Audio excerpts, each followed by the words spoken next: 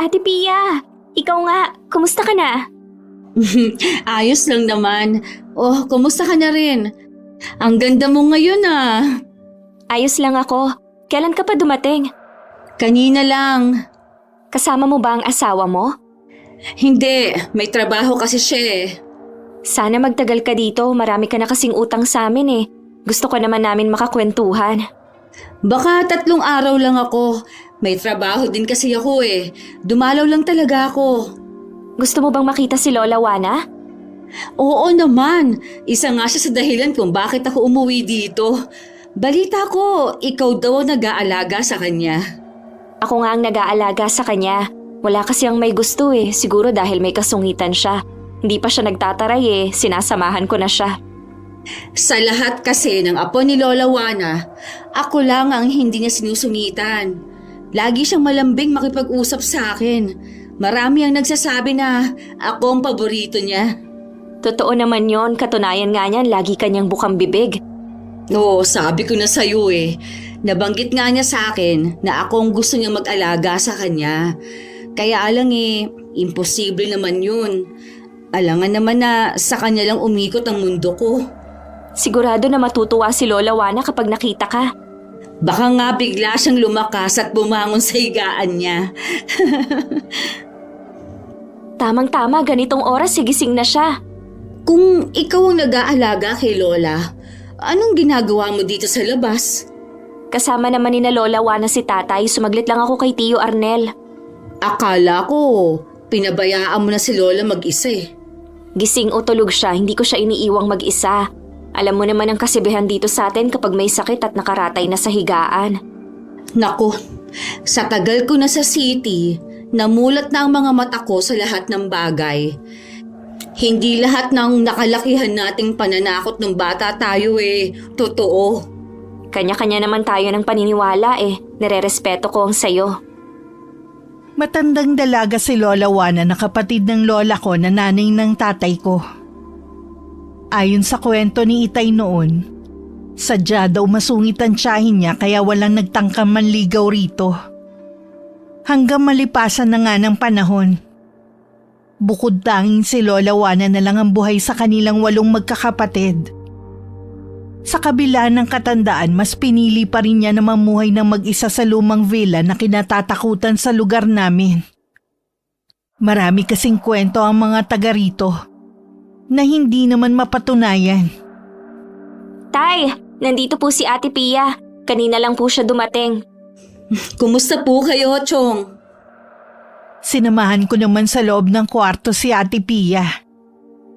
Lumapit siya kay Lola Juana na halos butot balat na lang sa higaan. Nakatingin naman si Lola sa kanya na parang kinikilala siya. Pia, ikaw nga ba yan? Ako nga po, Lola. Kumusta po kayo? Sa awa ng Diyos buhay pa rin. Yun nga lang matagal na ako nakaratay sa higaan na ito. Kaya lang ako nakakalabas kapag magpapaaraw ako at nakaupo sa wheelchair. Nakakatuwa naman po at tuwid pa rin kayong magsalita.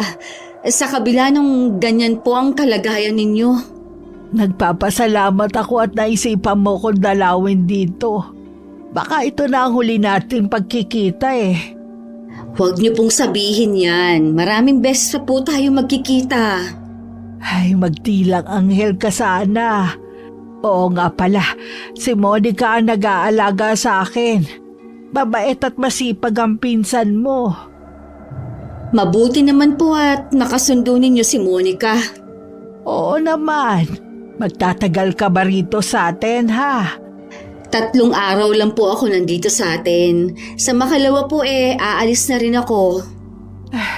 Akala ko makakasama pa kita ng matagal-tagal Pasensya na po kayo, Lola, ha? Babawi na lang po ako sa inyo sa ibang araw. May pangako pa po ako na aalagaan ko kayo. Tutuparin ko pa po yun. Ayos lang kung hindi mo na matutupad. Naiintindihan ko naman na abala ka na sa bago mong buhay. Masaya na ako na makita ka, Apo. May dala nga po pala akong pasalubong sa inyo. Sigurado po ako na magugustuhan nyo ito. Matamis ba yan, te? Bawal na kasi kay Lola ang matatamis na pagkain. Minsan lang naman si Lola na makakakain nito eh. Kailangan na kasi naingatan ng pagkain niya. Ah, ganun ba? Sayang. Binili ko pa naman to para sa kanya. Pasensya ka na, te, ha?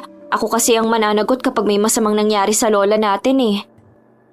Pwede naman siguro ako tumikim kahit konti lang. Namimiss ko na rin kumain ng matamis eh. Sige po, Lola. Sa susunod po iba na lang ang dadalhin ko. Maiba ko. Kasama mo ba ang asawa mo? Hindi po, Lola.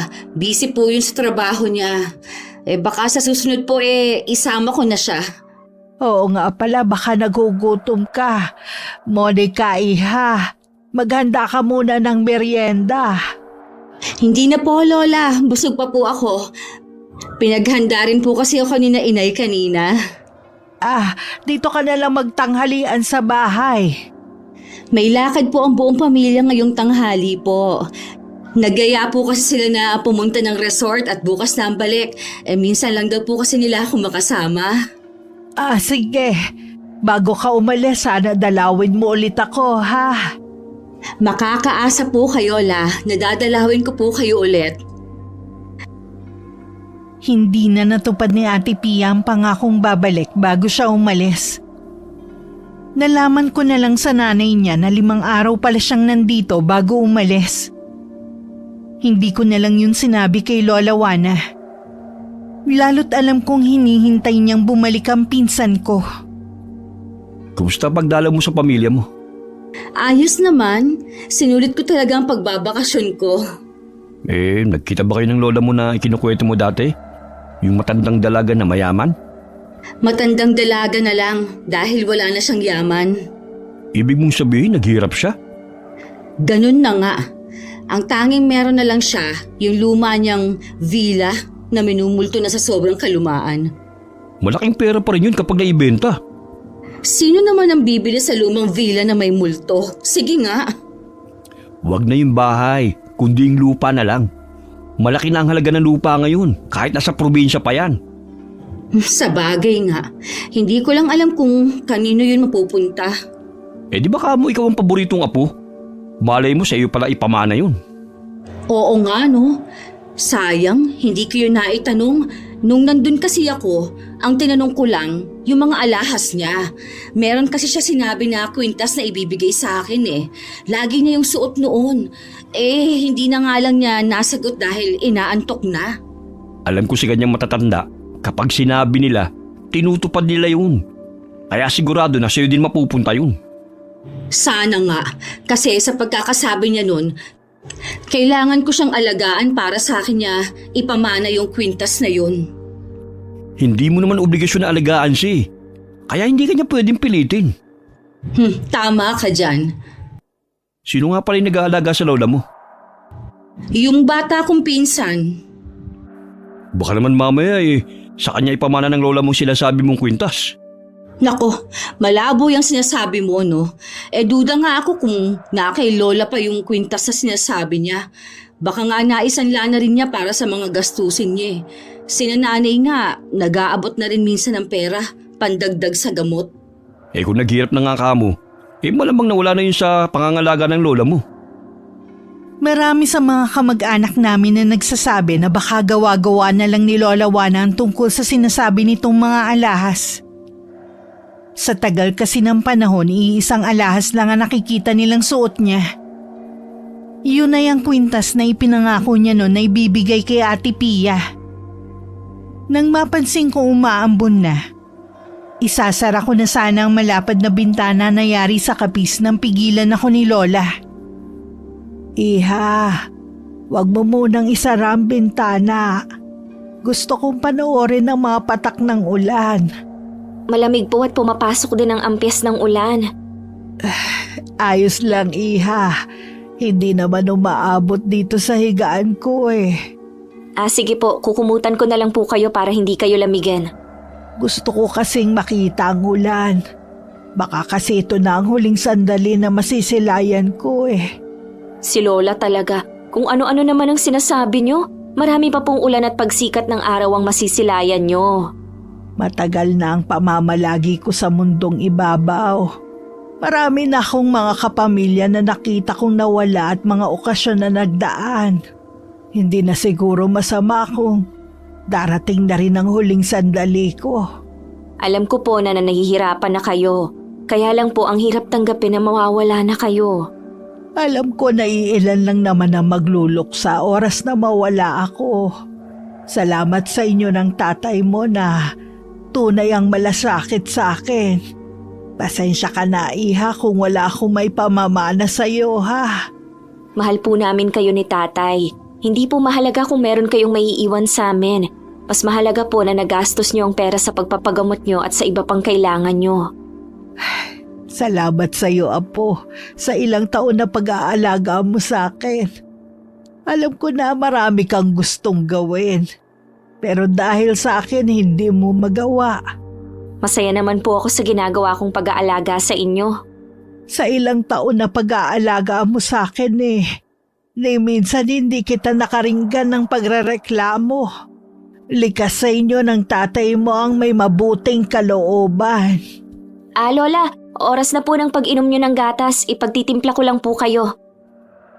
Iniwan ko lang sandali si Lola Juana at saka ako nagtungo sa kusina. Pagbalik ko, lumapit ako para ipainom sa kanya ang tinimpla kong gatas. Pero pinigilan niya ako. May kailangan po ba kayo, La? Alam ko na. Gusto niyo pong biskwit? Mamaya na. Meron akong gustong ibigay sa'yo. Ano po yun? Ito. Gusto kong isuot mo to kapag wala na ako, ha? Ang ganda naman ng kwintas na to, Lola. Pero bakit nyo naman po sa akin ibinibigay? Alam kong mas karapat dapat na mapunta sa iyo ang kwintas na ito. Ang ganda po ng kwintas na ito na hugis susi. Kaya lang, Lola, hindi ko po ito matatanggap. Gusto mo bang magtampo ako? Hindi naman po, Lola. Kaya lang tingin ko po dito mahal . Hindi naman po ako sinanay ng mga magulang ko sa material na bagay. Pamana ko yan sa iyo. At pasasalamat na rin sa walang sawang pag-aalaga mo sa akin. Kasi, Lola Juana. Huwag ka nang mahiya. Sa ayaw at sa gusto mo, sa iyo na yan. Meron pa akong ipamamana sa iyo. Nasa silong nitong bahay. Iingatan ko po ito, Lola Juana. Alam ko, Apo. Ibigay mo na sa akin ang gatas ko. Ito na po ang gatas nyo. Pagkatapos ng araw na yun, napapansin kong hindi na masyadong natutulog sa gabi si Lola Juana. Malimit lang siyang nakatingin sa kawalan. Tuwing tinatanong ko siya, puro iling lang ang sinasagot niya sa akin. Sa araw naman tulog manok na lang din siya. Humina na rin siyang kumain at hindi na gaanong nagsasalita. Sinabi ko naman yun kay tatay. Kapag gumanda na ang panahon, ilabas natin siya para maarawan naman. Ilang linggo na kasi siyang laging nasa kwarto lang niya. Sige po, baka po namimiss na rin niya ang labas nitong bahay. Sasabihan ko na rin ang mga kamag-anak natin tungkol sa ikinikilos ni Tia Juana.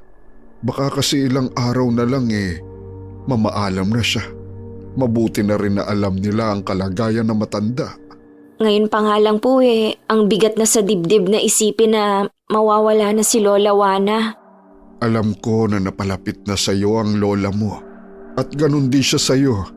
Ngayon pa lang kailangan mo nang maging matatag kapag dumating ang araw na yon. Kung pwede nga lang napigilan ang pag-usad ng mga araw.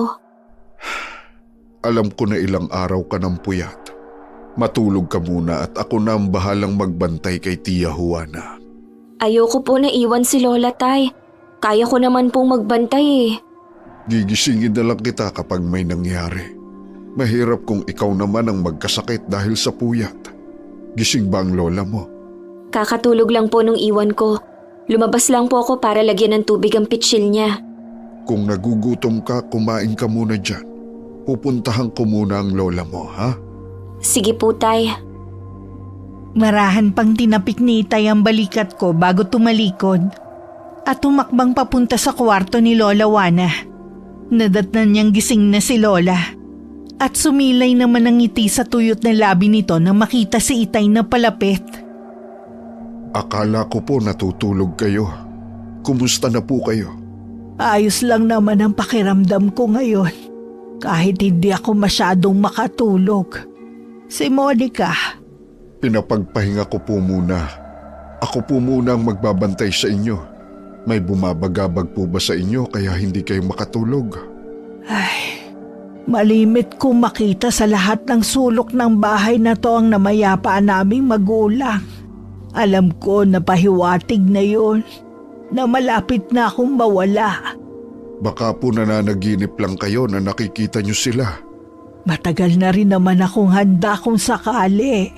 Nagtataka nga ako kung bakit ang mga mas bata ko pang mga kapatid ang nauna sa akin mamatay. Kayo naman po walang iniindang sakit maliban sa buto ninyo. Na ang dahilan naman po dahil sa kasipagan ninyo noong araw. Sa bagay nga. Tsaka maingat din ako sa kinakain ko Chang, gusto niyo po bang papuntahin ko dito ang mga apo ninyo? Pwede naman, kung hindi abala ang tingin nila sa akin. Hindi naman po. Kaya lang po siguro hindi sila makadalaw dahil abala sa kani-kanilang gawain. Tsaka panatag sila na may kasama kayo rito. Huwag mo na silang pagtakpan, Mario. Wala na silang pakialam sa akin dahil wala na akong pakinabang. Baka nga kapag nalaman nila na nakasangla pa itong bahay sa bangko, baka ni piso hindi na sila magbigay. Kaya lang naman sila nagbibigay dahil akala nila may makukuha pa sila sa akin. Kahit po ganoon sila sa inyo, nandito naman po kami ng pamilya ko. Lalo na po si Monica. Hindi po namin kayo pababayaan. Kaya nga labis ako nagpapasalamat sa inyo. Mabuti ang pagpapalaki mo sa mga anak mo. Nakilala ko rin naman ang 2 mo pang anak.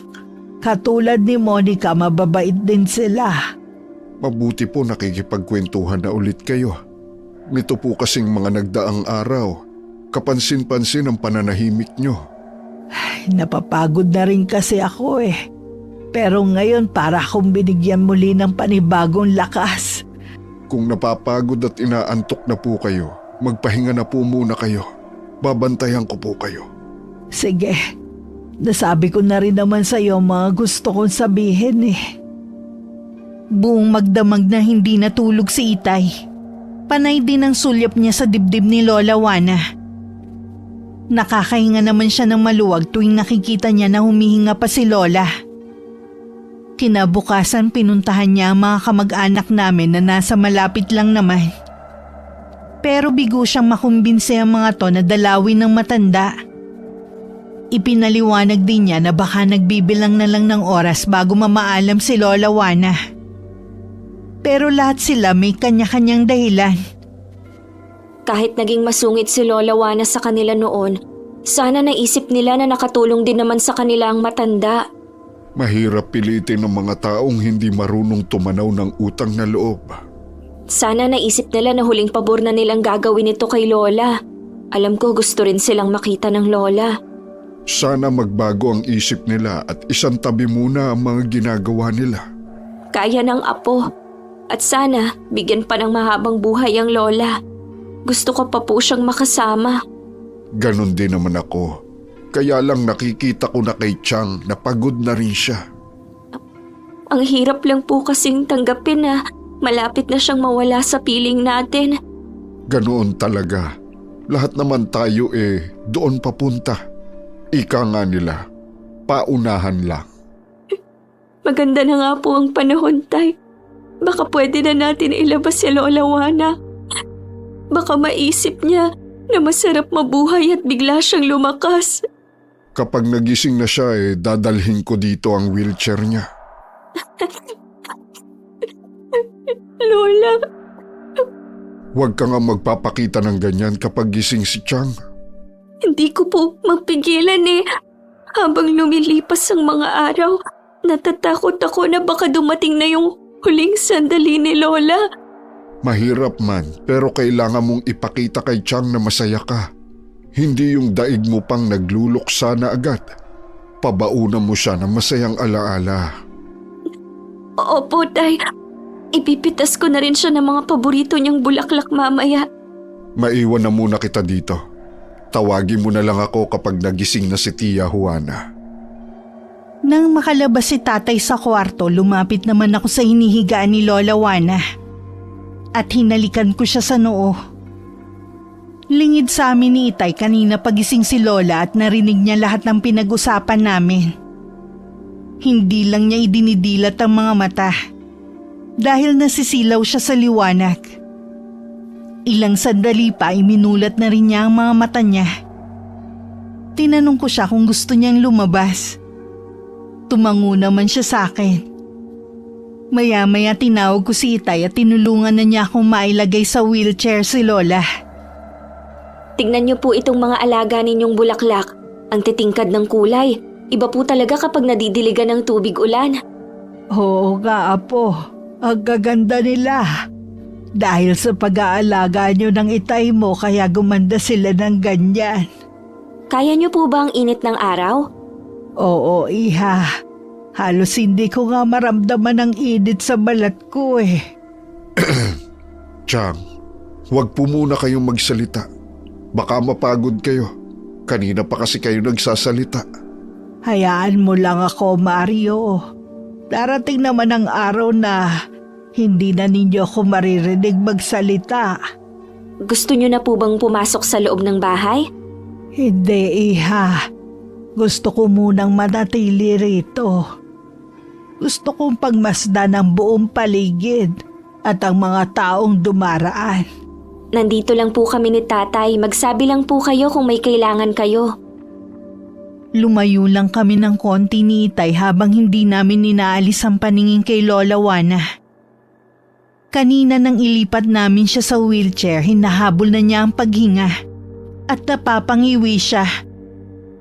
Nakakaramdam din ako ng kakaibang kirot sa dibdib ko ng mga sandaling yun. Mabuti na rin na nailabas natin siya. Palagay ko, ibinuhos na niya ang natitira niyang lakas ngayon. Kahit nangihina na siya, kitang-kita pa rin ang kislap ng kasiyahan sa mga mata niya. Hindi rin mabura-bura ang ngiti niya sa labi. Alam ko, masaya siyang lilisan. Habang nag-uusap kami ni Itay, bigla na lang lumaylay ang kanang kamay ni Lola Juana. Nagkatinginan pa kami bago nilapitan si Lola. Matiwasay siyang nakapikit habang mingiti pa rin sa labi. Agad siyang pinulsuhan ni Itay. Ilang sandali pa malungkot na tumingin sa akin si Itay sabay iling. Hindi ko na napigilan ang pagluha na nauwi sa pagtangis. Lola! Lola Juana! Hayaan na natin siyang manahimik. Maraming salamat, Chang, sa magaganda at masasayang alaala na kasama namin kayo hanggang sa muling pagkikita. Sa ilang araw na burol ni Lola Juana, dinagsa ang villa ng mga tao para makilamay. Sa loob ng 5 araw na burol, hindi ako umaalis sa tabi ng kabaong ni Lola. Hindi ko rin napapansin ang pagparoot parito ng mga tao at maging mga nakikiramay. Sa huling araw, nun lang ako nilapitan ng pinsan kong si Ate Pia. Masakit para sa ating lahat ang pagkamatay ni Lola Juana, lalo na sa'yo. Halata na naging malapit kayo sa isa't isa, pero wala na tayong magagawa pa. Matanda na rin naman si Lola eh. Mabuti na rin na kinuha na siya kesa patuloy na mahirapan. Yun na nga lang din ang sinasabi ko sa sarili ko eh. Masakit din naman sa akin na makita siyang ilang taon nang nasa higaan. Kaya nga, di ba? Oo nga pala, pinsan. Hindi ba nagalit si Lola Juana nang hindi na ako ulit bumalik? Hindi naman, ate. Ay, mabuti naman kung ganon. Baka kasi multuhin niya ako eh. Hindi naman siguro. Mabait naman si Lola. May isa pa akong tanong. Hindi ba ako hinanap ng mga huling sandali niya? Wala ba siyang sinabi na kahit ano? Wala, ate. Hindi rin na kasi siya masyadong nagsasalita eh. Malimit na nakatingin lang siya sa kawalan. Sayang, hindi ko siya nakita bago siya na maalam. Kung meron kang mga hindi nasabi kay Lola Juana, pwede mo naman na idaan sa panalangin. Oo. Ganun na nga lang ang gagawin ko. Huwag ka na masyadong malungkot dyan. Baka isipin ng iba nating kamag-anak na ang OA mong magluksa. Halos hindi ka na kasi umaalis sa tabi ng kabaong ni Lola eh. Wala akong pakialam sa kung ano man ang gusto nilang isipin sa akin. Dahil totoo naman na nagluluksa ako sa pagkamatay ng lola natin. Sana respetuhin nilang nararamdaman ko. Hindi mo kailangang magalit. Hindi naman kasi pare-parehong isip ng mga tao. Yung iba sa kanila, kasama na ako, naiintindihan ka. Kung gusto mong magdalamhati, di sige lang. Hindi na kita aabalahin ha. Salamat, Pia. Nang ihatid na sa huling hantungan si Lola Juana, bumuhos ang pagdadalamhati sa mga kamag-anak at kakilala. Tahimik lang din akong lumuluha habang ibinababa ang puting kabaong sa lupa. Pagkatapos pasalamatan ng mga taong nakipaglibing, naiwan pa kami ni tatay sa sementeryo. Anak, pagkagaling pala natin dito pupunta lang ako sa bahay ni Tia Blanca mo. Bakit po, Tay? Siguro pag-uusapan ng tungkol sa naiwan na ari-arian ng lola mo. Baka akala po nila meron pang naiwan na pera si Lola Juana. Pupunta rin kasi doon ang kaibigang abogado ng lola mo. Siya na ang bahalang magpaliwanag. Tama nga talaga si Lola. Pera lang ang habol ng mga kamag-anak natin sa kanya. Hindi man lang sila naghintay ng ilang araw. Halos naubos na ang pera ni Chang. Wala naman kasi siyang ibang pagkukunan Sasama po ba sa inyo si Inay? Hindi, Iha. Umuwi na lang kayo sa bahay para makapagpahinga na rin kayo. Pagod din kasi ang inay mo dahil siyang nag-asikaso sa kusina nung burol. Wala po bang tumulong sa kanya? Ang mga kapatid mo lang ang katukatulong niya. Sa sobrang pagdadalamhati ko, hindi ko na po napansin. Hindi man lang tuloy ako nakatulong. Naiintindihan naman nila yon. Nasa jeep na ang nanay mo at mga kapatid.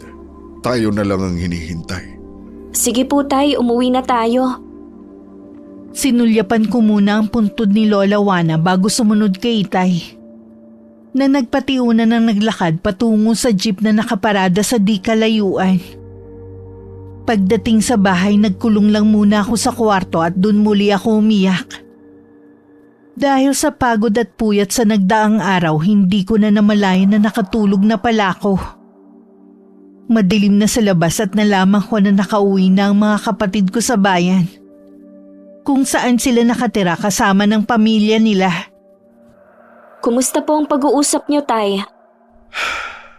Gaya ng iniisip ko, hindi nga nila alam na nakasanla ang villa. Nagalit din sila sa akin dahil hindi ko daw agad sinabi sa kanila. Kailan lang din po natin nalaman Iyon din ang sabi ko. Tsaka hindi ka ako tayo pwedeng makialam. Kung dumadalaw ba sila sana nalaman nila mismo kay Chang. Ano pong ikinagagalit nila? Dahil wala silang makukuha na pera? Hindi na ako nakipagtalo pa sa kanila. May maliit na pera pang naiwan. Bahala na silang maghati-hati doon. Ayokong makipag-away ng dahil sa pera. Siya nga po pala, Tay. Babalik po ako bukas sa bahay ni Lola. Kukunin ko lang po yung ibang gamit na naiwan ko. Sasamahan pa ba kita? Hindi na po, Tay. Konti lang naman ang babalikan kong gamit. At saka maglilinis na rin po ako. Hindi ka naman siguro natatakot mag-isa doon. Hindi po, Tay. Gusto ko nga na magparamdam sa akin si Lola Juana Namimiss ko na kasi siya. Ang tapang mo talaga, anak. Ikaw ang pinakamalakas sa loob sa inyong magpipinsan. Wala naman po kasing dapat katakutan kundi ang mga taong may masamang balak. Mas mapanganib pa po sila kaysa sa sinasabi nilang multo na pwedeng magpakita. Sabagay nga, tama ka dyan.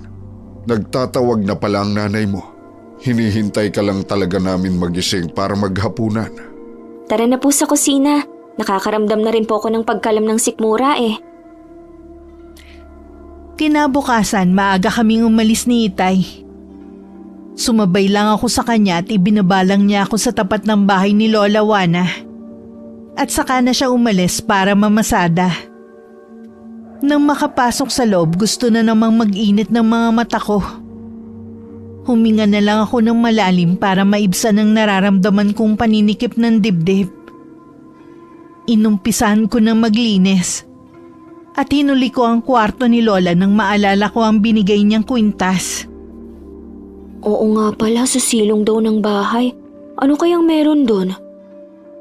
Kinapa ko sa leg ko ang kwintas at saka pumunta sa silong ng bahay. Nasa tagal nang hindi nalilinisan, puro sapot na ng mga gagamba. Mga lumang gamit lang naman ang naroon. At isang maliit na kahon. Binuksan ko yun gamit ang susi ko at nabuksan naman. Wala naman naroon kundi mga lumang sulat at isang maliit na libro. Wala namang kakaibang bagay ang naroon. Nagpasya ako na iuwi na lang yun sa bahay. Isinama ko na lang yun sa mga gamit ko na iuwi ko. Monica, anong ginagawa mo dito? Ha? Ikaw pala, Tepiya. Naglinis lang ako ng bahay at saka kinuha ko ang mga gamit kong naiwan. Nasa labas kasi kami ng asawa ko nang maaninag namin na may tao dito kaya kami pumasok. Akala namin meron na nagmumulto sa katanghaliang tapat eh. Galing na kami dito kahapon. Kinuha na namin ang ibang gamit na pwede pang pakinabangan. Kaya pala wala nang ibang gamit. Dapat siguro hinintay muna nating makapagbabang luksa bago nyo kinuha ang mga gamit ni Lola Juana. Naku, hindi na. Baka anayin lang dito. Tsaka sa dami ng naibigay na tulong ng mga magulang ko kay Lola, tama lang na sa amin mapunta ang gamit niya. Ang sa akin lang naman respeto lang ba kay Lola? Ano bang malay nung matanda patay na siya? O sige, aalis na ako. Baka hinihintay na kasi ako ng inay. Kuya Leonard, mauna na ako. Sige, mag-iingat ka. Hindi ba tayo uuwi? Iniisip ko kasi yung kwintas na ipapamana sana sa akin ni Lola Juana Hindi ako makapaniwala na kasama yon sa naibenta. Wala ka na magagawa kung naibenta na nga yun. Tsaka hinalughog na natin ang buong bahay. Wala tayong nakita. Ay, hindi ko lang kasi maiwasan namang hinayang. Sabi nga ng inay, kayamanan na raw na maituturing yun kapag naibenta. Maliban pa sa baka susi yun ang iba pang kayamanan ni Lola Juana. Duda ako sa sinasabi mong may iba pang yaman na nakatago ang lola mo. Kung may iba pa siyang pera, sana hindi niya na sinanla tong bahay niya. Sa bagay nga, tama ka. Ang mabuti natin gawin, umuwi na tayo sa atin. Sa totoo lang, hindi ako sanay na mamuhay dito sa probinsya. Nabibingi ako sa sobrang katahimikan Wala naman tayong gagawin dito kaya bukas na bukas din uuwi na ako. Tara na, lumabas na tayo sa bahay na to. Hindi ko talaga tayo pang mga lumang bahay. Kinabukasan, umalis na rin ang mag-asawa. Hindi pa rin maalis sa isipan ng pinsan ko ang tungkol sa kwintas na ipinangako sa kanya ng lola namin. Lingid sa kanya, sa akin ibinigay ni Lola Juana ang inaasam niyang alahas. Ilang araw pa lang na nakakauwi ang pinsan ko, sinalubong na agad sila ng mga problema. Pabalik-balik kasi sa bahay nila ang mga taong naniningil. Akala ko ba, binayaran mo na lahat ng utang mo? Bakit ang dami pa rin pumupunta rito para maningil? Sa dami kasi, hindi ko naman kagad mababayaran yun. Paano yan? Naniningil na rin ang may-ari nitong inuupahan natin. Nauubusan na ako ng idadahilan. Ang sahod ko, nauubos lang sa iba natin gastusin dito sa bahay. Gumagawa na rin naman ako ng paraan para mabayaran ng utang ko Tigilan mo na nga kasi ang online sugal na yan. Minsan ka lang nanalo, na-addict ka na. Anong minsan lang? Ilang beses akong nanalo. Kada mananalo ko, nakikinabang ka rin naman Mas marami pa rin na natatalo sa'yo, kaya mabuti pa rin na tumigil ka na. Natanggal ka na nga sa trabaho dahil sa pagkakadispalko mo ng pera sa pinapasukan mong kumpanya dahil sa kagustuhan mo makapagsugal. Mabuti na lang, mabait yung boss mo at hindi ka ipinakulong. Kung titigil ako, paano ako makakabawi? Ibig mong sabihin, wala kang balak tumigil, ha? Kailangan ko nga makabawi. Bahala ka na nga sa buhay mo! Ang tigas talaga ng ulo mo! Akala ko ba mahal mo ko? Dapat suportahan mo ko sa gusto kong gawin. Kapag sinuwerte naman ako pati ko makikinabang sa panalo ko. Saan ako kukuha ng pangsuporta sa'yo, ha? Wala na ako ibang pagkukuhanan. Baka meron ka dyan pwedeng ibenta o isanla. Nakikita mo ba ang apartment natin? Wala na ni isang gamit ang natira. Kung hindi mo isinanla, ibinenta mo na. Kung gusto mo ibenta mo sarili mo, baka sakaling may tumanggap. Kung pwede nga lang sana para makabawi ako sa mga natalo ko. Malala ka na talaga. Hindi ka na magbabago pa. Saan ka pupunta? Lalabas muna. Baka masiraan na kasi ako ng ulo kapag nagtagal pa akong kasama ka. Naging madalas ang pag-aaway ng dalawa dahil sa pagsusugal ni Kuya Leonard. Hanggang pati si Ate Pia nawalan na rin ng trabaho. Nagpasya silang umuwi na muna sa probinsya namin para matigil sa pagsusugal ng asawa. At dahil hindi na rin nila kayang upa sa bahay, nakarating din sa akin ang balita na nasa kanila si Ate Pia. Talaga po, Tay? Ano po, magbabakasyon sila? Ang narinig ko, dito na daw titira. Makatagal naman kaya sila dito sa atin? Malalaman natin. Ibinalita ko lang naman sa'yo. Oo nga pala, ingatan mo yung kwintas na ibinigay sa'yo ng Lola Juana mo. Alam mo bang sa pinsa mong si Pia sana niya yan ipapamana kung tumupad lang siya sa pangako? Ito po siguro yung narinig ko na tinatanong niya kay Lola. Hindi naman siya sinagot nito. Masasabi ko na maswerte ka. Kung magiging dahilan lang po ito ng hidwaan naming magpinsan, baka mas makakabuti na ibigay ko na lang to sa kanya. Sa'yo ibinigay yan ni Chang. Ibig sabihin lang mas karapat dapat kang magbay-ari niyan. Yun nga po ang sabi ni Lola. Ingatan mo lang dahil kayamanan ng maituturing yan kapag ibinenta. Pero alam ko namang itatago mo lang yan. Oo naman po, ito na lang po ang alaala ni Lola Juana eh. Maiba nga pala ko. May nabanggit si Ate Celeste mo. Baka daw gusto mong mag-apply na sekretarya sa kapatid ng amo ng bayaw mo. Sa bayan lang naman daw ang opisina. Sige po, Tay. Gusto ko na rin namang makapagtrabaho para makatulong sa inyo ni Inay. Bukas na bukas din puntahan mo ang ate mo sa kanila para malaman mo kung ano ang mga kailangan mong ayusin. Opo, Tay. Pupunta ako sa kanila bukas. Pwede bang doon ako matulog? Oo naman. Aagahan ko na lang ang uwi bukas para may kasama ang inay mo. Incheck pala ang sinasabi ng kapatid ko na naghahanap ng sekretarya. Kapatid yun ang amo ng bayaw ko. Mabait naman ang bago kong amo. At nakakatulong din ang pagiging abala ko para makalimutan ko kahit sandali ang pagkawala ni Lola Juana. Habang abala pala ko, wala akong kaalam-alam na may iba na palang plano si Ate Pia. Nalaman kasi niya na ang lupang kinatitirikan ng bahay namin pag-aari ng lola namin. Totoo na kay Tia Juana ang lupang ito, pero bayad na namin ito. Kaya niyo bang patunayan na bayad ang lupang ito? Kami ang may usapan ng lola niyo, kaya sa amin na lang yon. Chong, bakit ayaw niyo ipakita ang katibayan? Siguro may tinatago kayo, ano? Wala akong itinatago. Tsaka bakit kailangan mong usisain ang tungkol sa lupang ito? Hindi mo ito pag-aari. Alam ko naman po yun. Nagtatanong lang ako. Baka mamaya ho kasi sa illegal ninyong paraan nakuha ang lupa na ito na dapat lahat nakikinabang. Ano ba ang sinasabi mo? Nung magkakaharap po kasi tayo, hindi nyo nabanggit ang lupa na to. Dapat sinabi nyo po, tapos sa iba ko pa malalaman. Hindi ko kailangan banggitin noon dahil wala naman kinalaman ang lupang ito sa pinag-uusapan. Hindi na ito sakop ng ari-arian ni Tia Juana. Malakas pa siya nang mabayaran ko ito sa kanya. Bakit ba hinahabol mo to, ha? Kayo na nga ang nakinabang sa pera ng matanda. Gusto ko lang naman po na malinawan ng lahat. Baka mamaya iniisahan nyo na kami. Lalo't kayo ni Monica ang nag-alaga kay Lola. Kusang loob namin inalagaan si Tia Juana nang walang hinihiling kapalit. Mahal siya ni Monica. Hanggang ngayon nagluluksa pa rin siya sa pagkawala ng lola niyo. Huwag mo sanang kakalimutan na kayo din ang kumuha ng gamit sa bahay niya. Tama lang na sa amin mapunta ang lahat ng ari-arian niya. Ilang beses siyang tinulungan ng mga magulang ko. Mabibilang lang naman na sinasabi mong tulong. ni hindi nyo nga magawang silipin ang matanda sa bahay niya.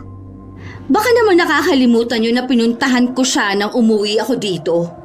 Dahil may kailangan ka sa kanya kaya mo siya naisipan dalawin. Hindi na mahalaga kung ano ang dahilan ng pagdalaw ko. Ang importante, dinalaw ko siya. May kailangan ka pa ba? Aalis kasi kami ng tiyang mo. Wala na. Oo nga pala. Nasaan si Monica? Hindi ko yata siya nakikita. May trabaho siya sa bayan.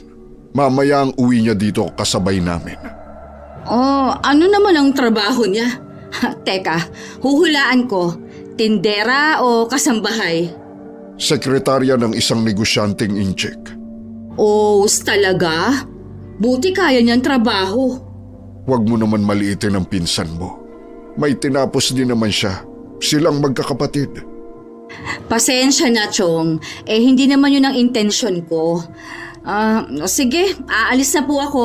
Baka nakakaabala na rin ako Naiiling na lang na sinundan ng tingin ni Itay si Ate Pia habang naglalakad palayo. Lumapit naman si Inay sa kanya at saka niyaya nang umalis. Samantala pag-uwi ni Ate Pia agad naman siyang sinalubong ni Kuya Leonard. Anong balita? Sabi ni Chong, binili daw niya yun kay Lola Juana. Meron ba siyang ipinakita na papeles na nagpapatunay na bentahan na naganap? Hindi niya ipinakita. Sila daw ni Lola ang magkausap. Malamang wala siyang maipakita sa'yo dahil hindi totoo na ibinenta sa kanila yun. Hindi ko nga mapilit Parang nagmumukha pa akong swapang. Humingi ka kaya ng tulong sa mga magulang mo? Ayaw nila makialam. Sinisilip na kasi sila ng ibang kamag-anak tungkol sa pera na sinolo namin. Yun na lang kasi ang pag-asa natin para magkapera Hindi ako makakatagal na tumira dito. Ako rin naman. Kaya nga gumagawa ako ng paraan Paano kung may maipakita silang katibayan na sa kanila yung lupa? Magpakita muna sila. Kapag wala, pwede siguro tayong kumonsulta sa isang abogado kung anong magandang gawin. Sayang nga yung kwintas. Kung hindi sana naisama yun sa mga naibenta noon, nalutas na sana ang problema natin ngayon. Baka naman nabanggit yun kay Monica. Nagkausap ba kayo ng pinsan mo? Asensado na ang babaeng yun. Nagtatrabaho bilang sekretarya ng isang negosyanteng incheck. Talaga? Akala ko hanggang kasambahay lang siya. Nagulat nga rin ako Ibang klase rin. Mula sa pagiging caregiver, naging sekretarya. Baka maungusan ka ng pinsan mo Pupunta nga ulit ako sa kanila sa linggo. Baka matsyempuan ko siya sa kanila Magtatanong din ako kung may alam pa siya na pwede kong pasukan na trabaho. Sabihin mo na mag-resign na lang sa trabaho niya at ikaw ang papalit. Pwede rin naman. Sigurado naman na mas magaling ako sa kanya sa trabaho. Nabanggit naman sa akin ni Itay ang pagpunta ni Ate Pia sa bahay at ang tungkol sa napag-usapan nila. Kaya nang dumalaw ulit siya, hindi na ako nagtaka. Baka tungkol na naman sa lupa ang ipinunta niya. Wala pa sina Itay at Inay. Nangunguha kasi sila ng mga kamoting kahoy. Okay lang. Hindi naman sila ang sinadya ko Nabanggit nga ni Itay na galing ka dito nung isang araw. Oo. Meron lang akong tinanong. Huwag mo sana kaming pag-isipan ng masama. Nakuha namin ang lupa na ito sa malinis na paraan. Malakas pa noon ang pangangatawan ni Lola Juana. Kaya siguro naisipan niyang ibenta sa amin dahil nangangailangan na siya noon ng pera. Wala naman akong iniisip na masama. Gusto ko lang makita ang kasulatan at ang titulo. Huwag mo sanang kakalimutan na apo ka lang. Wala kang karapatan na questionin ang tungkol sa pagkakabili ng lupa namin. Pasensya ka na kung sa tingin mo nasobrahan ako sa pakikialam. Ayos lang. Huwag na lang natin yan pag-usapan pa. Mabuti pa nga. Baka mamaya mag-away pa tayo Siya nga pala. Totoo bang dito na kayo titira sa atin? Paano ang trabaho niyo ni Kuya Leonard? Oo. Nagsawa na kasi kami sa city kaya gusto naman naming mabagong buhay namin. Baka may alam kang trabaho na pwede sa akin. Balita ko, maganda ang trabaho mo. Nirekomenda lang kasi ako ng ate ko. Kapag may alam ako na pwede mong pasukan, sasabihan kita. Gusto ko sana yung katulad sa trabaho mo Ha? Sige. Kapag may nabalitaan ako, sa ngayon ayaw ko munang mangako. Nako, ngayon pa lang, nagpapasalamat na ako sa Ang kwintas mo! Ah, ito ba? Oo, yung nasa leeg mo. Saan yan galing? Ibinigay to sa akin ni Lola Juana. Sigurado ka ba na ibinigay niya yan sa'yo? Oo naman. Yang kwintas kasi na yan ang ipinangako niya sa akin. Matagal ko na yang hinahanap Nasa'yo lang pala. Ibigay mo sa akin. Akin to! Sakto naman na dumating na ang mga magulang ko. At naabutan nilang pilit kinukuha ni Ate Pia sa leeg ko ang kwintas na bigay ni Lola Juana. Sabay pa kaming napatingin sa may pinto ni Ate Pia. Ano ang nangyayari dito? Tay, kasi po... Magnanakaw itong anak mo! Dahan-dahan ka sa pananalita mo. Baka nakakalimutan mo kung nasaan bahay ka. Wala akong pakialam kung bahay niyo to. Itong anak mo ang pagsabihan mo, isa siyang magnanakaw. Sige nga, ipaliwanag mo kung paano siya naging magnanakaw. Hayan ang katibayan Dapat sa akin ang kwintas sa suot niya Ipinangako yan sa akin ni Lola Juana na ibibigay balang araw. Kaya pala, hindi ko makita-kita. Inangkin mo ng babae ka. Ang tanong ko sa iyo, Pia, kung tinupad mo ba ang hiling sa iyo ng lola ninyo? Ha? Anong hiling? Naaalagaan mo siya kapag nagkasakit siya at maratay sa higaan. Mabibilang nga lang sa daliri na dinalaw mo siya. Naiintindihan naman ni Lola ang dahilan ko. Tsaka, ang issue nga dito, inangkin ng babaeng yan ang para sa akin. Kusa yan ibinigay ng lola niyo sa kanya bilang pagtanaw ng utang na loob sa pag-aalaga sa kanya. Hindi ako naniniwala. Ibigay mo yan sa akin, Monica, kung ayaw mong ipapulis kita. Sige, gawin mo para masampal ka ng katotohanan. Tignan natin kung sinong masasampal ng katotohanan dito. Umalis ka na bago pa dumapo ang kamay ko sa'yo. Kung hindi mo pa nararanasan na disiplinahin ang mga magulang mo, ako ang gagawa doon sa'yo. Babalik ako ulit para kunin kung ano ang para sa akin. Nagkatinginan na lang kami ng mga magulang ko nang makaalis si Ate Pia. Galit na galit naman ng pinsan ko na makauwi siya sa kanila. Nagtataka naman ang asawa niya sa inaasar niya. Oh, sino bang kaaway mo? Para ang galing sa gera. Yung kwintas na ipinangako sa akin ni Lola Juana, na kay Monica lang pala. Ano? Nasa kanya lang pala? Paano napunta sa kanya? Sabi niya, ibinigay ni Lola Juana, pero hindi ako naniniwala. Pwede ka naman maghabol Dahil walang tagapagmana ang lola mo, lahat kayo pwede maghabol sa naiwan ng matanda. Kailangan maipakita nila ang last will and testament na nagpapatunay na sa kanya iniwan ang kwintas na yun. Pwede mo rin silipin ang lupa na sinasabi nilang binili. Tama ka. Hindi ako papayag na basta nalang makuha ng ganun kadali ang kwintas na yon. Akin yon. Huwag kang mag-alala. Nasa tabi mo lang ako. Babawiin natin ang kinuha ng Monica na yun sa'yo. Bonus pa ang lupa nila. Mabuti na lang nandyan ka. Dahil hindi ko alam ang gagawin ko sa ganitong pagkakataon. Suwapag din pala ang pinsan mo at ang pamilya niya Oo naman. Hindi porket maamo mukha niya, wala na siyang itinatagong sama ng ugali. Mali sila ng taong binabangga. Pagsisisihan nilang ginawa nilang to. Naghihirap tayo, samantalang sila nagpapakasaya sa nakuha nila sa lola mo. Buong maghapon akong wala sa sarili. Iniisip ko pa rin ang mga sinabi ni Ate Pia. Kulang na lang maglabas siya ng apoy sa mga mata sa matinding galit kanina. Wala sa loob na napahawak ako sa kwintas na ibinigay sa akin ni Lola Juana. Huwag mo nang intindihin ang pinsan mo. Para lang naman siyang latang walang laman. Kahit magsampa pa siya ng reklamo, wala siyang habol.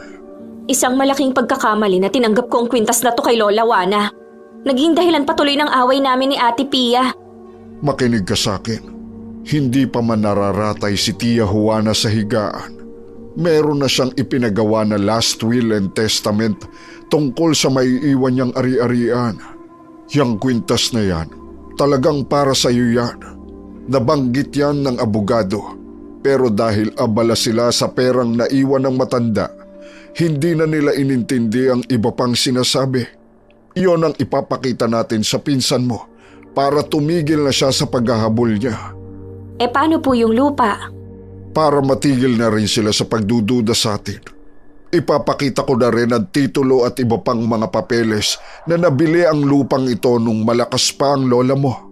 Hindi ako makapaniwala na ganun ang ugali ni Ate Pia.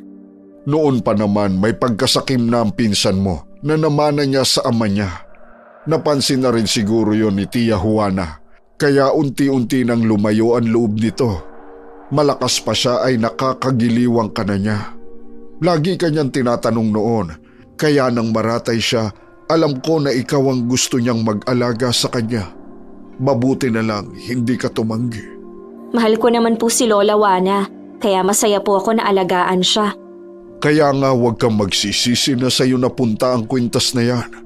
At higit sa lahat, ingatan mo ang laman ng kahon. Opo, Tay. Iingatan ko po. Magpahinga ka na at maaga ka pang papasok bukas sa trabaho. Ipaubaya mo na sa akin ang problema sa pinsan mo. Bukas na bukas din pupunta ako sa kanila. Hindi pa rin ako makatulog ng gabing yun. Hindi kasi mawala-wala sa isip ko ang eksena sa pagitan namin ng pinsan ko. Paggising ko tuloy kinabukasan, masakit ang ulo ko dahil sa puyat. Hinatid lang ako ni Itay sa sakayan bago niya pinuntahan si Ate Pia. At pinakita ang mga papeles. Kitang-kita naman ang hindi pagkapaniwala sa mukha ng mag-asawa. Siguro naman naniniwala ka na. Totoo nga na kay Monica ipinamana ni Lola ang kwintas. Sana naman tigilan mo na kami, Monica. Wala kang karapatang maghabol sa mga bagay na wala ka namang karapatan. Pasensya na po, Chong. Teka lang po. Kailangan pa po natin masiguro na hindi to peke. Huwag kang makialam dito. Wala ka namang kinalaman sa usapan na ito. Anong wala? Asawa ako ni Pia. Kaya may karapatan akong makialam. Nagtataka lang ako kung bakit ganoon na lang ang paghahabol ninyo. Samantalang ang iba nating kamag-anak, tahimik lang sa usaping naiwan ni Tia Juana. Chong, ipinaglalaban lang naman namin ang karapatan namin. Nasa harapan mo na ang pruweba na wala kayong karapatan. Huwag mo nang hintayin na kausapin ko pa ang mga magulang mo at magkasira kami ng nanay mo bilang magpinsan. Hindi naman po kailangan paabutin sa ganun. Basta. Aalamin ko kung talagang totoo ito. Marami ng paraan ngayon para mameke ng mga papeles kahit titulo. Kausapin ninyo ang abogado ni Tia Juana para maliwanagan kayo. Umalis na rin si Itay matapos masabi ang lahat ng gustong sabihin. Nagwawala na naman si Kuya Leonard dahil sa pinaghalong galit at pagkabigo. Nasisiguro ko na tunay ito at hindi magagawa ni Chong na mameke. Kilala siya dito na matuwid na tao. Leche. Pera na naging bato pa. Mabuti pa, umpisahan na lang nating maghanap ng trabaho. Ano?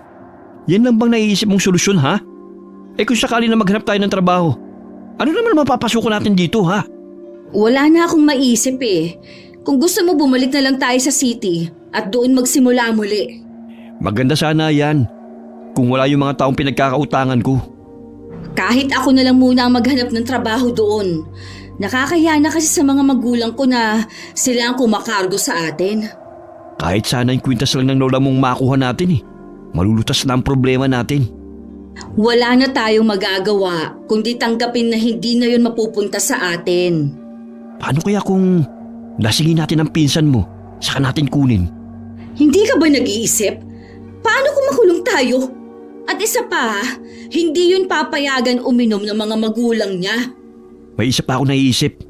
Yun kung papayag ka. Ano bang gagawin mo? Liligawan ko si Monica. At kapag napaibig ko na siya, tsaka kukunin yung kwintas sa kanya. Hindi ako papayag. Baka mamaya, imbis na siya mapaibig sa'yo, ikaw itong mahulog ang loob sa kanya. Hindi mangyayari yun. Yung kwintas lang talaga ang gusto ko. Sa tingin mo kaya, papatol si Monica sa may asawa at sa'yo pa? Subukan lang natin. Hindi mo ba naiisip na baka kumalat sa lugar natin yung gagawin mo? Bibigyan mo pa ako ng kahihiyan at ang pamilya ko. Ang importante naman, makuha natin yung kwintas na yun. Bahala ka na nga. Huwag mo lang akong sisisihin kapag pumalpak ka, ha? Magtatagumpay tayo. Maniwala ka sa akin. Lagi ko pa rin naaalala si Lola Juana. Kaya kapag wala akong pasok, dumadalaw pa rin ako sa bahay niya. Yun nga lang hindi na ako pwedeng pumasok sa loob.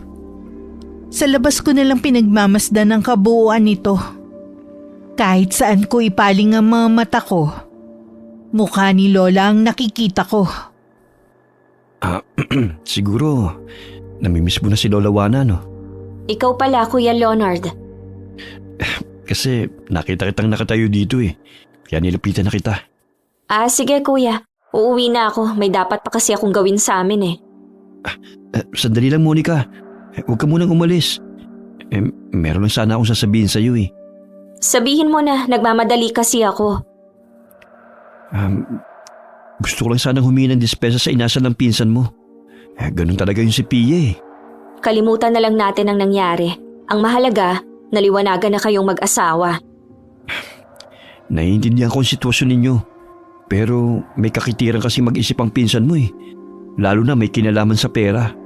Hindi pa rin ba matanggap ni Ate Pia ang katotohanan? Hindi pa rin eh. Kaya gusto ko mag-ingat ka. Kayo ng pamilya mo. Ano bang pinaplano niya? Hindi ko alam pero kilala ko ang asawa ko. Padalos-dalos yun magdesisyon kapag merong gusto makuha. Salamat sa paalala. Sasabihin ko na lang kay tatay ang mga sinabi mo. Gusto mo bang ihatid kita? Wag na, kaya ko namang umuwing mag-isa. Sige, mag-iingat ka.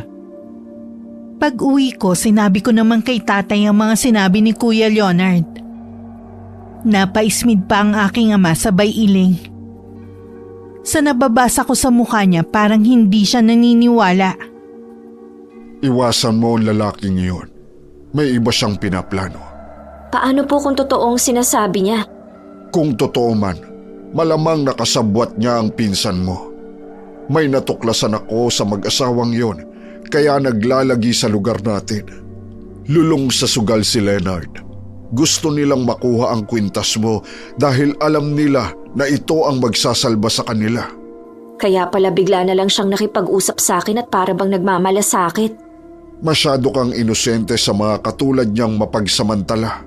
Huwag po kayong mag-alala, tay. Hindi niya po mabibilog ang ulo ko. Tama yan, anak. Siya nga pala. Nakita mo na ba ang ibang laman ng kahon na galing sa Lola Juana mo? Opo, tay. Naroon po ang ibang alahas ni Lola. Hindi ko lang po napansin nung una kong tiningnan. Kung maibebenta natin yun, marami na tayong pera. Mabuti pa siguro na ilayo ko muna dito sa bahay ang kahon na iyon. Masyado kasing mainit sa mga mata ng pinsan mo ang nakuha mong mana. Mabuti pa nga po, tay. Kinakabahan na din po kasi ako eh. Huwag kang matakot. Sa mabuting paraan mo nakamta ng mga iyon. Nandito rin ako para protektahan ka at ang iyong mana. Salamat po, tay. Tuwing lumalabas ako, lagi kong nakikita si Kuya Leonard na para bang sadya akong inaabangan. Kahit anong iwas ko, lagi na lang siyang sumusulpot kung saan. Katulad ngayon, naggaling ako sa may tindahan. Ang dami mo yatang binili. Tulungan na kita. Hindi na. Kaya ko na to. Sasabay na lang kita sa paglalakad pa uwi sa inyo. May asawa ka na. Hindi ka ba natatakot na makita ka nila na kasama ako? Ano na lang ang sasabihin ni Ate Pia kapag nakarating sa kanya? Wala naman akong pakialam kahit makarating pa sa kanya eh. Ang totoo niyan, nagkakalabuhan na kami ngayon dahil sa ugali niya. Sa tingin mo maniniwala ako sa'yo? Tingin mo ba sa akin isang probinsyanang tanga? Ano bang sinasabi mo dyan? Alam ko na may plano kayo ni Ate Pia. Kung ako sa'yo, wag mo nang ituloy baka magsisi ka lang. Wag mo nang tangkaing itangge. Alam mo naman pala eh. Mabuti pang ibalik mo na lang ang kinuha mo sa kanya. Wala akong natatandaan na may kinuha ako sa kanya. Masyado lang kasi kayong sakim kaya gusto nyo lahat na lang sa inyo. Hindi pagiging sakim ang tawag doon. Ipinaglalaban lang niya kung ano ang karapatan niya. Anong karapatan? Malinaw naman na sa akin ipinamana ng lola ang kwintas niya at hindi sa asawa mo. tanggapin nyo na lang ng maluwag sa loob ninyo. Mga peke lang naman ang pinakita ng tatay mo eh. Gagawin ko ang lahat para mapatunayan yun. Bahala ka kung anong gusto mong gawin. Huwag mo na akong abangan at sundan kung saan kung ayaw mong ipablatter kita sa barangay. Kahit hindi ako lumingon, alam kong nakasunod sa akin ang galit na tingin ni Kuya Leonard. Sa isang iglap na wala nang natitira kong respeto sa kanya. Hindi rin ako makapaniwalang may mga taong sukdulan ng kasakiman sa katawan. Umuwi na lang si Kuya Leonard sa kanila at naabutan niyang may kausap sa cellphone ng asawa. Hinayaan niya lang munang matapos ang pinsan ko sa pakikipag-usap bago nagtanong. Sinong kausap mo? Yung abogado ni Lola Juana. Nalaman ko na hindi lang pala kwintas ang napunta kay Monica, kundi lahat ng alahas ng lola namin. Nagtiis siya para lang hindi yun mabenta at maibigay sa pinsan ko. Malas naman! Siguro kung inalagaan ko siya, sa akin yun mapupunta eh. Hindi sa pinsan ko. Bakit ba kasi hindi ko naisip yun noon? Wala na tayong magagawa. Nakaraan na yun. Hindi ko rin alam kung paano makukuha yun kay Monica. Akala ko ba may plano ka? Palpak din. Alam ng pinsan mo na may iba tayong plano sa kanya. Matalino rin ang babaeng yun. Pero mas gugustuhin ko na rin na hindi rin niya pakinabangan ang mana niya. May pinaplano ka ba? Wala pa sa ngayon. Mabuti pa, tulungan mo ako mag-isip. Maganda sana ang una kong plano eh. Masyado kong minalit ang pinsan mo. Akala ko kaya ko siyang utuin. Mabuti na rin siguro na hindi natuloy ang balak mo. Baka dahil sa selos, baka kung ano lang ang magawa ko sa kanya, no? E di lalong nasira ang mga plano natin. Gusto ko pa rin makaganti sa pinsan mo. Hindi ko na gusto ng sinabi niya na mga sakim tayo. Sinabi ni Monica yun? Oo, sinabi niya. Sa mismong mukha ko. Porke na pamanahan lang. Lumaki naman na ulo niya. Humanda sa akin ang babaeng yun. Hindi ko inaasahan na susugod sa bahay namin si Ate Pia. Nagkataon na nagsasampay ako ng mga damit na nilabhan ko nang walang kaabog-abog na sinabunutan niya ako.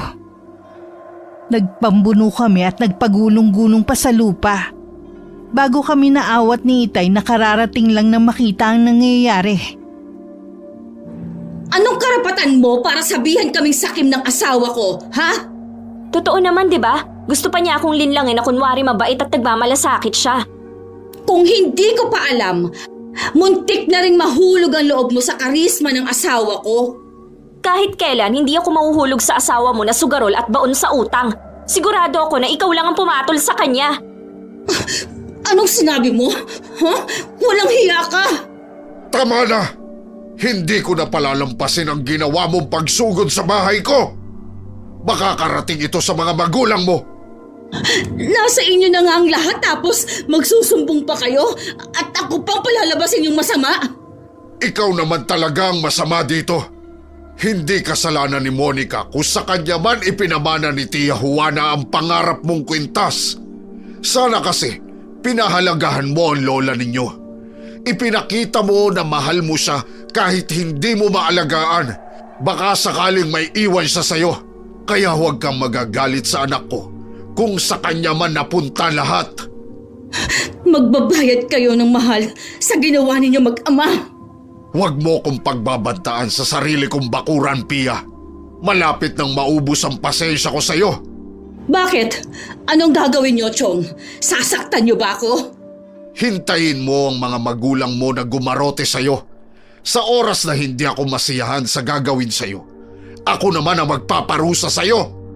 Hindi ako magagawang saktan ng mga magulang ko. Tandaan niyo. Baka nga sa inyo pa magalit. Tingnan natin. Nang masiguro na ayos lang ako at ang inay na kasalukuyang tinatrangkaso, umalis ang Itay para kausapin ng mga magulang ng pinsan ko. Hindi inaasahan ni Ate Pia na ganun na magiging reaksyon ng kanyang ama't ina. Nasampal pa siya ng ama at pinapalayas na sila sa bahay na yun. Kasalanan na mag-amang yun kung bakit nagalit sa akin ng mga magulang ko. Pinapalis nila tayo bukas na bukas din. Hindi man lang tayo binigyan ng palugit kahit ilang araw lang. Hindi ako aalis hanggat hindi ako nakakaganti sa kanila. Sira na rin naman ang mga buhay natin pues sisirain ko na rin ang mga buhay nila. Hindi rin ako makapaniwala na mas kakampihan pa sila ng mga magulang mo kaysa sa'yo na anak nila. Nalaso na siguro ang mga utak nila. Kilala ko ang mga magulang ko. Kung sino ang tingin nila na may pakinabang, doon sila kumakampi. Kaya naman pala wala na kasi tayong pakinabang sa kanila. Babawi tayo sa mga taong nang api sa atin. Kapag nakaahon na tayo, sila naman ang tatalikuran natin. Oo, gagawin natin yan. Tatawagan ko din ang pamilya ko para dun muna tayo sa kanila. Mabuti pa nga. Akala yata ng mga magulang ko, sa kalye tayo pupulutin. Tumahan ka na. Huwag mong ipakita sa kanila na mahina ka. Oo, aayusin ko ng mga gamit natin.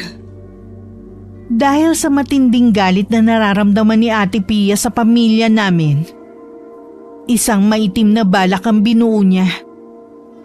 Habang tulog na ang lahat, pumunta silang mag-asawa sa bahay namin na may dalang gasolina. Ibinuhos nila yun sa bahaging kahoy at tabla. Tsaka hinagisa ng posporong may sindi. Tumatawa pa sila habang paalis. Wala ang Itay ng mga oras na yun. At kami lang ni Inay ang naiwan sa bahay. Makapal na ang usok ng mamalayan ko na nasusunog na ang bahay namin. Nay! Nasaan po kayo? Kailangan natin makalabas ng bahay! Mga kapitbahay, tulong! Nasusunog ang bahay namin! Naririnig ko ang pagtawag ni Inay. Nasa may pintuan siya ng kwarto nila. Agad ko siyang nilapitan at tinakay paalis.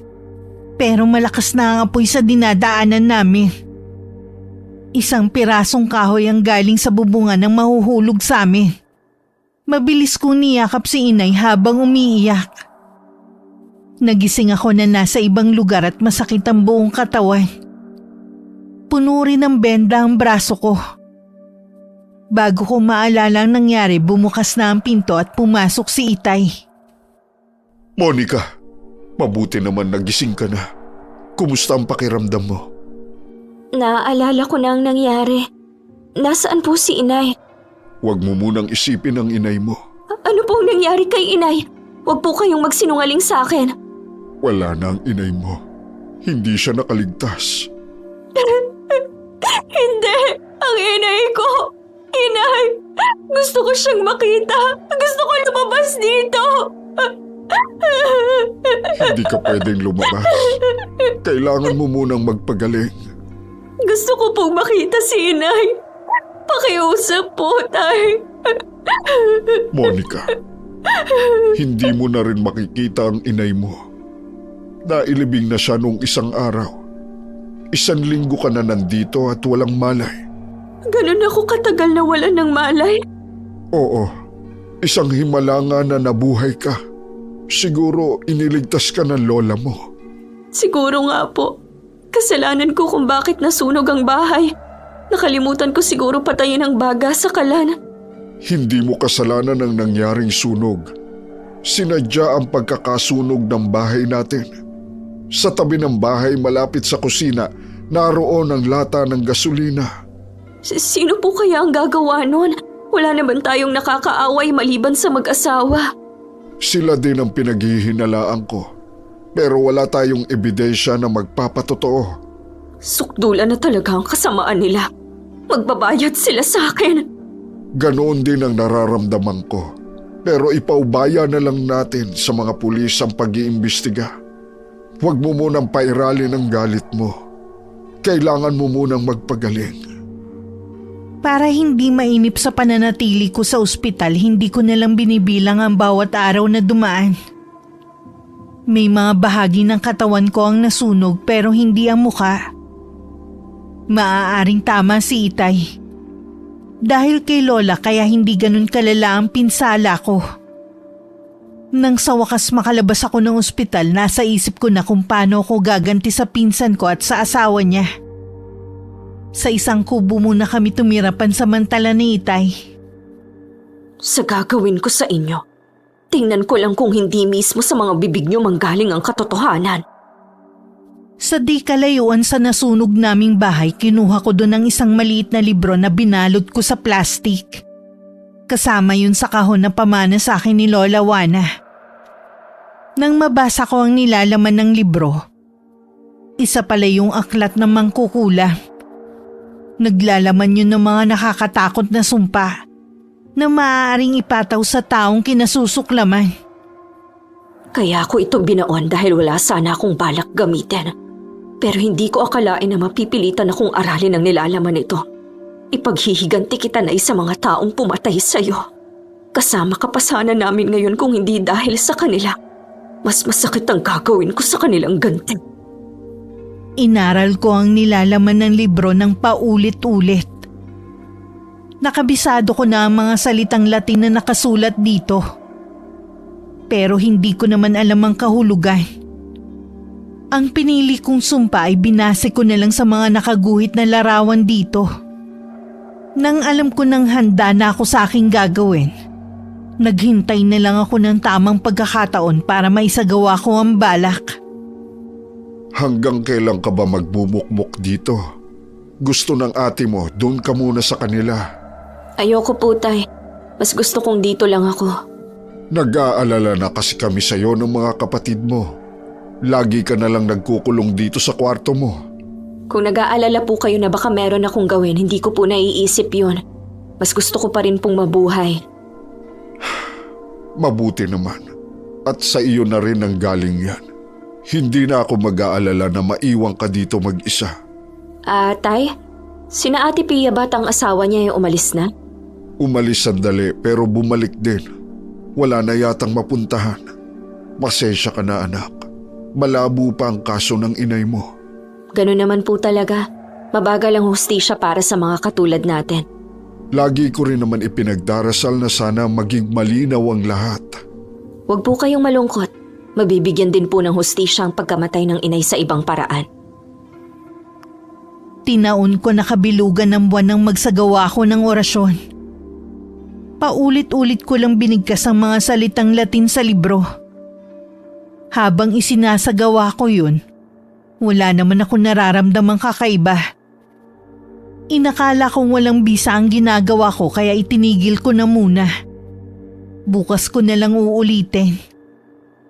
Lingid sa akin ang orasyon na ginawa ko tumalab sa mga taong nais kong paghigantihan. Sumisigaw nun si Ate Pia habang nakasiksik sa isang sulok. Pia? Pia? Bakit ka nandito? Leonard? Nakita ko siya. Sino nakita mo? Si Lola Juana. Nanalisik ang mga mata niya habang nakatingin siya sa akin. Nandiyan siya kanina. Nakalutang sa hangin. Panaginip lang yun. Bumalik na tayo sa higaan natin. Maniwala ka sa akin. Si Lola talagang nakita ko. Meron pa nga siyang sinasabi na umamin na ako. Hindi kaya yung ginawa natin ang tinutukoy niya. Sa akin ka maniwala. Masamang panaginip lang yan. Kalimutan mo na ang ginawa natin. Walang nakakalam na tayong nasa likod ng pagkakasulog sa bahay ng pinsan mo. Hindi naman ako nagsisisi sa ginawa natin eh. Nagtataka lang ako kung bakit nagpapakita sa akin si Lola Juana. Hindi ko rin masasagot yan. Halika na, matulog na ulit tayo. Naantok pa ako eh. Sige na nga, matulog na tayo. Nang sumunod na gabi, muli ako nagsagawa ng orasyon sa harapan ng mga nakasinding kandila. Huminto lang ako nang maramdaman ko ang pagkahapo. Hindi ko alam sa bawat bigkas ko ng mga salita sa libro. Para yung matalim na bagay na sumusugat sa katawan ni Kuya Leonard. Leonard! Ano nangyayari sa'yo? Diyos ko po! Bakit tugong isinusuka mo na may kasamang mga insekto? Hindi ko alam. Kanina pang madaling araw ako sumusuka ng ganito eh. Baka may sakit na ako. Baka nga may sakit ka. Wala pa naman mga magulang ko. Umalis sila eh. Bukas pa ang balik. Dalhin mo na ako sa ospital. Paano kita madadala sa ospital? Ni isang kusing wala ako dito. Magtiis ka na muna. Kapag dumating ang isa kong kapatid, hihingi ako ng tulong sa kanya. Masakit din ang buo kong katawan. Parang merong tumutusok na mga libu-libong karayom. Ano kayang nangyayari sa'yo? Gumawa ka naman ng paraan. Huwag mo naman akong hayaan na maghirap ng ganito. Oo, dyan ka muna ha. Hihingi ako ng tulong sa mga kamag-anak namin dito. May nagmagandang loob na tulungan si Ate Pia para madala sa ospital ang asawa. Pero pinauwi din sila. Wala naman kasing nakitang sakit sa lalaki. Pero sa paningin ng pinsan ko, malala ang kalagayan ng asawa. Hindi ko maintindihan yung mga doktor na tumingin sa'yo. Magbabayad naman tayo eh. Pero bakit ayaw ka nilang gamutin? Hindi ako doktor, pero unang tingin ko pa lang sa'yo, alam ko nang malala na ang sakit mo. Nakita mo naman sigurong resulta. Wala silang makitang diferensya sa akin. Maghahanap tayo ng ibang ospital na pwedeng tumanggap sa'yo. Yung ospital na tumanggi sa'yo, sasampahan ko sila ng kaso. Huwag mo nang palalain ang sitwasyon. Baka nga hindi lang nila makita ang tunay kong sakit. Naiinis pa ako. Dahil pakiramdam ko, pinagtatawanan nila ako nang sabihin ko na may kasamang mga insekto at maliliit na uod na suka mo. Yung tingin nila sa akin para bang nababaliw na ako. Mahirap naman talagang ipaliwanag ang nangyayari sa akin eh. Baka may alam ang mga magulang mo kung paano ako matutulungan. Kanina ko pa nga sila tinatawagan eh, pero hindi sila sumasagot. Baka busy sila dahil okasyon ang pinuntahan nila. Susubukan ko na humingi ulit ng tulong sa mga kamag-anak namin. Sana mali ang iniisip ko sa totoo kong sakit. Ano bang iniisip mo na sakit mo? Baka merong kumukulam sa akin. May naalala kasi ako nung bata pa ako. Yung naging kapitbahay namin noon. Parang ganitong naging sakit niya eh. Hindi matukoy ng doktor ang tunay na karamdaman.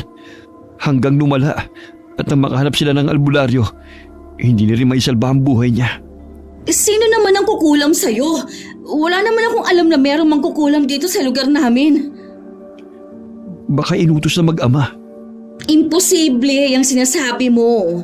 Hindi nga makapatay ng langaw ang mga yun eh. Kita mo nga, ipinasa Diyos na lang yung nangyari kay Chang. Tsaka walang dahilan para gawin nila yun. Baka nalaman na nila na tayong sumunog sa bahay nila. Di sana isinumbong na tayo sa pulis. Wala na kasi ako maisip na pwedeng gumawa nito eh. Baka naman yung mga pinagkakautangan mo. Dahil hindi ka nila masingil, ipinakulam ka na lang nila. Iba talaga ang kutubo sa mag-amang yan. Mag-iingat ka rin. Baka yung nakikita mong si Lola Juana kagagawan din nila. Marami kasing klase ng kulam eh. Napaisip naman si Ate Pia sa mga sinabi ng asawa. Nang makatulog si Kuya Leonard, lumabas muna si Ate Pia ng bahay para humingi ng tulong. Dahil hindi niya maipaliwanag ang nangyayari sa asawa, napilitan na lang siyang sabihin na baka kinukulam ito. Meron namang naniwala, pero marami rin ang hindi. Nangako na lang din ng ilang kamag-anak namin na magtatanong-tanong kung sino ang may kakilalang albularyo. Ano pong balita? May sakit daw si Leonard at hindi basta sakit lang. May kumukulam daw dito. Po? Kulam? May pinangihinalaan ba sila kung sinong may kagagawa ng pangungulam sa kanya? Sabi ng nanay ni Pia, hinala daw nila mga taong pinagkakautangan ng manugang. Umamin kasi ang pinsan mo na milyon palang utang ng asawa sa mga tao dahil sa online sugal. Kaya pala ganun na lang ang kagustuhan nilang makuha ang pamana ni Lola sa akin. Kapag nakuha nga naman nila, di tapos na ang problema nila. Problema nila, gusto pa nila tayong idamay. Karma na po ang nangyayari sa kanila dahil sa ginawa nila kay inay. Hindi pa tayo nakasisiguro kung may kinalaman nga sila. Sigurado po ako na walang ibang gagawa nun kundi sila. Tinanong din nga ako ng tiyahin mo kung may alam akong albularyo. Makasakali daw doon gumaling ang manugang niya. Hayaan nyo na lang po sila. Labas na tayo sa problema nila. Kamag-anak pa rin natin sila. Hindi ko na po itinuturing na kamag-anak si Ate Pia. Wala na po akong pakialam sa kanya. Sige po tay, may gagawin pa ako. Hindi ko na hinintay na makasagot si Itay. Mabilis na akong pumasok sa kwarto at kinuha ang libro na galing kay Lola Juana. Akala ko nagkamali ako ng orasyon. Yun naman pala tumatalab sa kanila. Hindi ko na napigilan na mapangiti. Kung hindi ko lang inaalala na maririnig ako ni Itay, hahalakhak pa sana ako. Magsasagawa ulit ako ng orasyon mamaya. Sayang, hindi ko nakikita ang paghihirap nyo. Namimilipit na sa matinding sakit ng tiyan si Kuya Leonard. Panay din ang suka niya ng dugo na may kasamang mga buhay na mga insekto. Iyak naman ng iyak ang pinsan ko. Natataranta na rin ang lahat ng mga kasama sa bahay. Nang gabing yun dahil sa matinding sakit na nararamdaman, bumigay na ang katawan ng asawa. Naging lantang gulay na to. Hindi gumagalaw at hindi rin makausap. Leonard, magsalita ka. Kausapin mo ko. Diyos ko, karma na yata ito sa amin. Baka nga totoo na ang mag-ama ang kumukulam sa asawa ko. Sinarili na lang ni Ate Pia ang hinala. Sigurado naman kasi na hindi siya paniniwalaan ng mga magulang at baka pagalitan pa siya. Kahit nakakaramdam ng matinding takot, pumunta pa rin siya sa kubo kung saan kami pansamantalang nakatira. Anong ginagawa mo dito? Monica, alam ko na galit ka sa akin. Sa amin ng asawa ko. Naiintindihan ko naman yun. Kahit sino naman, ganon din ang mararamdaman. Hindi lang galit ang nararamdaman ko. Matinding poot dahil sa ginawa niyo sa nanay ko. Alam mo? Na kayong sumunog sa bahay namin? Oo, Ate Pia, alam ko. Umamin ka. Ikaw ba ang nagpakulam kay Leonard? Eh ano kung ako nga? Hayop ka! Ang sama mo! Kayo ang gumawa nito sa akin. Naging masama ako dahil sa inyo. Sisihin niyo mga sarili niyo. Kulang pa yung nararanasan niyo para mapagbayaran ang ginawa ninyo. Monica, nagmamakaawa ako sa'yo. Bawiin mo na ang ginawa mo kay Leonard. Maawa ka sa kanya. Hirap na siya. Hindi nga kayo naawa sa nanay ko. Dahil sa kasakiman niyong mag-asawa, pinatay niyo si inay. Sana hanggang ngayon kasama pa namin siya. Kayo ang masama at hindi ako. Hintayin mo ang parusa ko sa'yo. Mas matindi pa sa asawa mong gagawin kong gante. Huwag, Monica! Maawa ka sa akin! Lahat gagawin ko. Huwag mo lang ako sasaktan. Hindi ko gagawin kung aamin ka sa nagawa niyong kasalanan. Mamili ka, ang makulong o damhin ang ganti ko. Monica! Bibigyan lang kita ng 2 araw para magdesisyon. Umalis ka na dito. May mga gabi pa rin nagpapakita si Lola Juana kay Ate Pia. Matatalim ang titig na parang nanguusig. Parang masisiraan na ng bait ang pinsan ko tuwing nagpapakita sa kanya si Lola.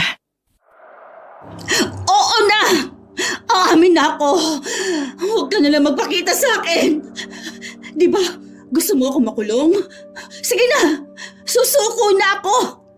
Huwag ka na lang magpakita sa akin! Hirap na ako!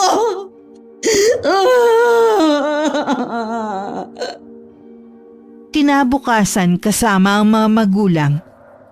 Pumunta ng himpilan ng pulisya si Ate Pia para aminin ang krimen na nagawa. Masyado na raw siyang binabagabag ng konsensya kaya sumuko na siya. Nang araw na sumuko ang pinsan ko, tuluyan na rin na maalam ang kanyang asawa. Masaya naman si Itay. Dahil sa wakas nabigyan na rin ng hustisya ang pagkamatay ni inay. Ibinaon ko na ulit ang libro ni Lola Juana sa lupa. At nangako sa sarili Na yun na ang una at huling beses kong gagamitin ang itim na karunungan sa librong yun. Wakas. Okay, shoutout po tayo. Shoutout kay Jenjen Amorespe from Pampanga. Hello kay Monica Galapin from Balubad, Marikina City. Hi kay Richie De La Peña, Lola Meli and Baby Primo from Bacolod City, Negros Occidental. Shoutout sa mga sewer ng Attic Clothing na sina Kuya Mario, Kuya Wigler, Jonas, Gerald, Edrain, Miko, Ate Veron, Grace, Aprilyn, Ruth, and Janet. Maraming salamat po sa pakikinig.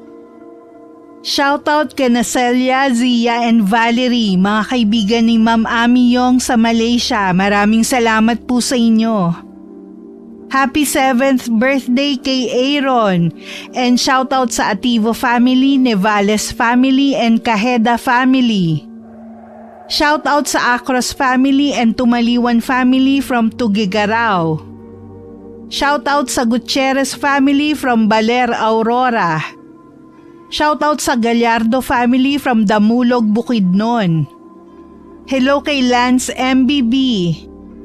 Hi kay Grace Doris Riano from Navotas. Hello kay Malin Rico from Novaliches, Quezon City.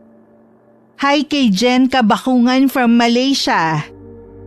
Hello kay Mary Joy Sabaresa from Agos Bato, Camarines Sur. Shoutout kay Zion at Via and sa Del Mundo family from Bacolod. Hi kay Grace Largadas. Hello kay Vivian Lising from Taguloan, Misamis Oriental. Shoutout sa mga taga CIS Reprographics, Dubai. Hi kay Angelita Bayo from Abu Dhabi, UAE. Hello kay Nando Navarro, happy birthday sa'yo. Hi kay Joy Erasmo from Lavanya Subdivision, General Trias, Cavite. Hello kay Richelle Adapon. Hi kay June Sari from Pikit, North Cotabato. Hello kay Elisa Fakesh, salamat sa pakikinig. Shoutout sa Eneria family, kay Balbon, Mami Arlene Consensino at kay Runalyn. Hi kay Beng Gomez from Arayat, Pampanga. Hi kay Lisa Agodo from Antipolo. Shoutout sa Takbobo family and Carillo family from Chacha Carillo ng Purok 7, Kasilihon, Aluna, Initaw, Misamis Oriental. Hello kay Elizabeth Dunca from Pampanga. Shoutout sa Toledo family. Hi kay Jenny Galang from San Miguel, Bulacan. Hi kay Charmaine Nabos from Limay, Bataan. Hello kay Joe Contreras from San Rafael, Bulacan. Hi kay Ibyang, ang singing muchacha from Taiwan. Hello kay Naalan Maglalang at kay Darwin J. Shoutout sa Noda family and sa Baresa family from Agos Bato, Camarines Sur.